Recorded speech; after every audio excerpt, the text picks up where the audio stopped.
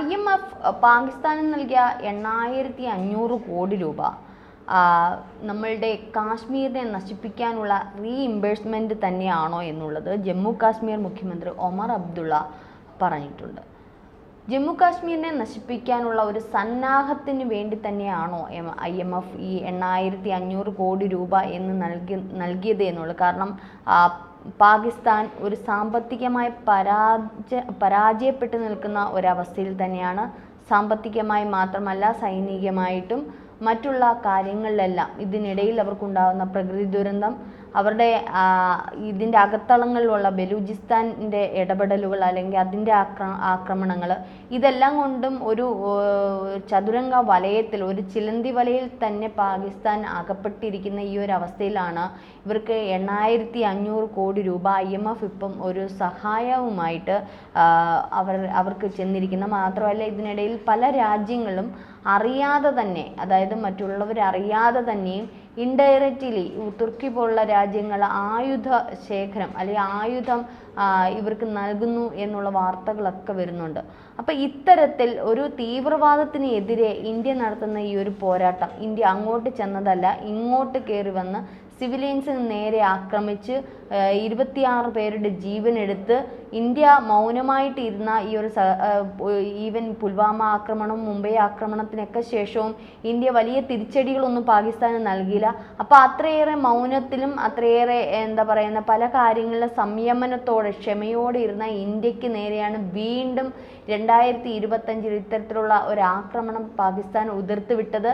ഇതിന് ശേഷമാണ് ഇന്ത്യ ഈ പറഞ്ഞതുപോലെ ഓപ്പറേഷൻ സിന്ദൂർ ഉള്ള ഒരു പേരിൽ ഇന്ത്യ നമ്മുടെ ശത്രു രാജ്യത്തിന് തിരിച്ചടി നൽകിക്കൊണ്ടിരിക്കുന്നത്.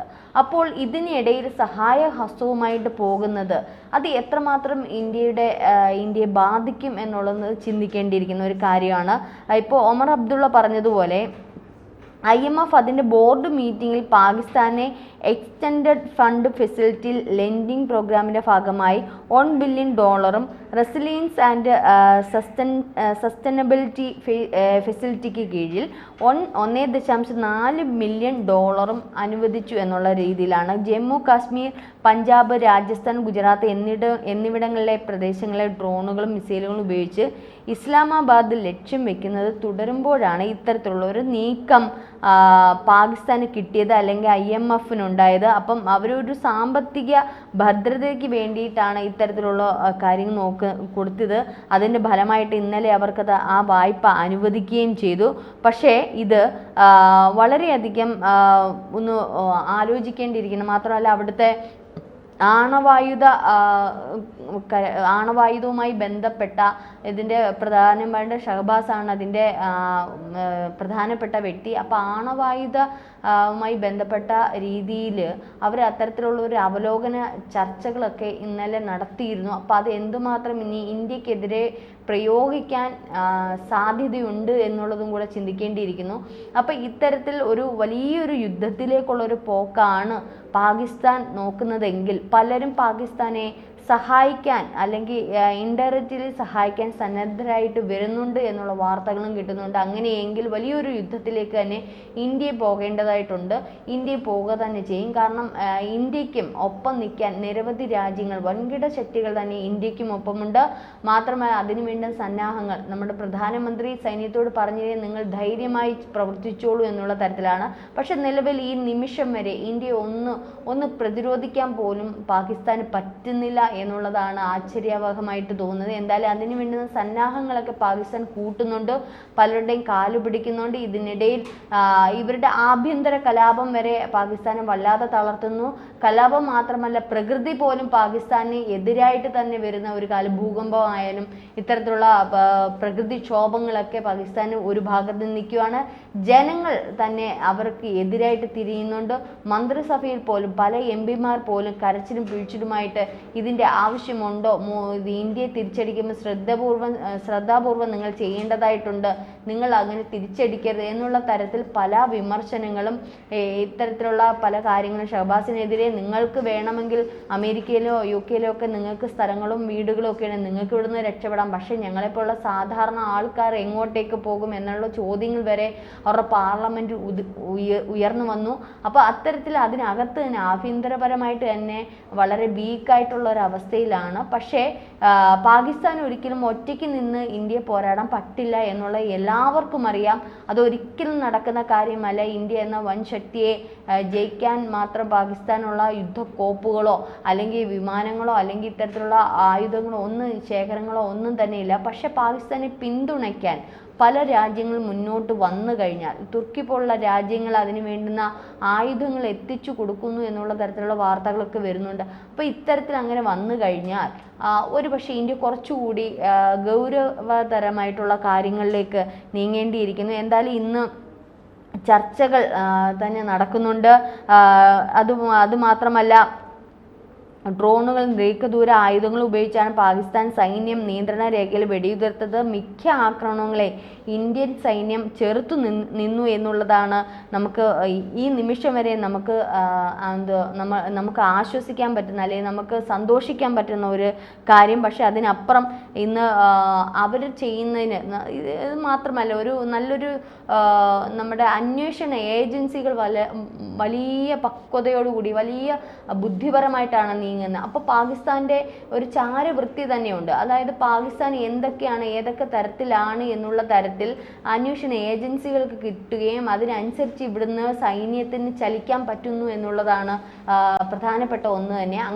അങ്ങനെയെങ്കിൽ ഇനി പാകിസ്ഥാൻ്റെ അടുത്ത പടിയിലേക്ക് കടക്കുമ്പോൾ അടുത്തത് അവർ ഈ തരത്തിലുള്ള പണം അവർക്കിപ്പോൾ 8500 കോടിയോളം കിട്ടി. അങ്ങനെയെങ്കിൽ അവർ ഈ പറഞ്ഞതുപോലെ അവരുടെ ക്ഷേമത്തിനും ഉന്നമനത്തിനും ഒക്കെ വേണ്ടിയിട്ടും അവരുടെ ഈ പ്രകൃതി ദുരന്തങ്ങൾക്കൊക്കെ വേണ്ടിയിട്ടൊക്കെയാണ്. പക്ഷേ ഇതിന് ഈ ഒരു വക വെക്കുന്നതിന് മുമ്പ് അവർ ഈ പറഞ്ഞതുപോലെ യുദ്ധസാമഗ്രികൾ വാങ്ങിക്കാനോ മറ്റുള്ള രാജ്യങ്ങളുമായി ചേർന്ന് ഉടമ്പടി വല്ലതും ചെയ്യുകയോ ചെയ്ത് ഇന്ത്യ കുറച്ചുകൂടി ശ്രദ്ധയോട് തന്നെ കാര്യങ്ങൾ മുൻപോട്ട് കൊണ്ടുപോകേണ്ടുന്ന ഒരു സ്ഥിതിഗതിയാണ് മുന്നോട്ട് വരുന്നത്.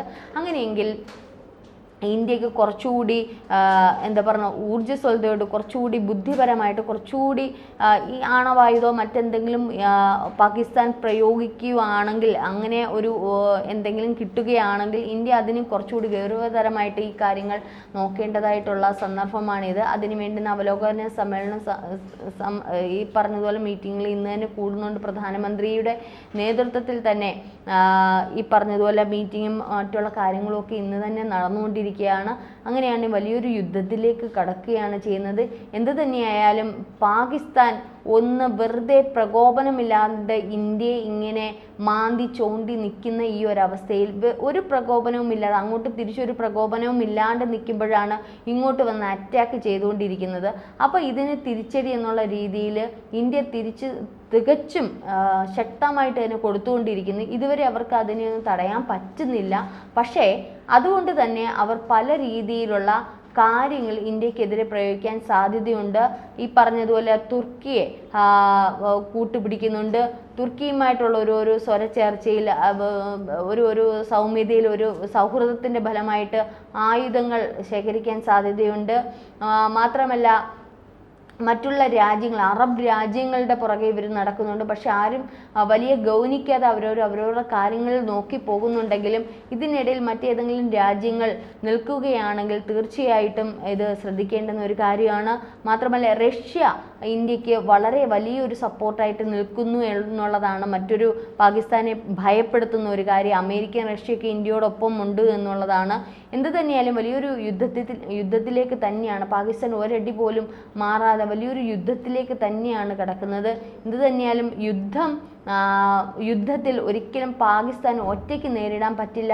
എന്നാൽ ഇവർക്കിപ്പോൾ IMF അനുവദിച്ചു കൊടുത്ത ഈ തുക വലിയൊരു തീവ്രവാദത്തിനെ വളർത്തുന്ന തരത്തിൽ, തീവ്രവാദത്തിന് തിരിച്ചടി ഇന്ത്യ കൊടുക്കുമ്പോൾ അതിനെ വളർത്തുന്ന തരത്തിലുള്ള തുക തന്നെയാണ് അവരത് അത്തരമുള്ളൊരു കാര്യത്തിന് തന്നെയായിരിക്കും വിനിയോഗിക്കുന്നത്. അവരുടെ ആയുധ ശേഖരണത്തിനും മറ്റുള്ള കാര്യങ്ങൾക്ക് മാത്രമായിരിക്കും.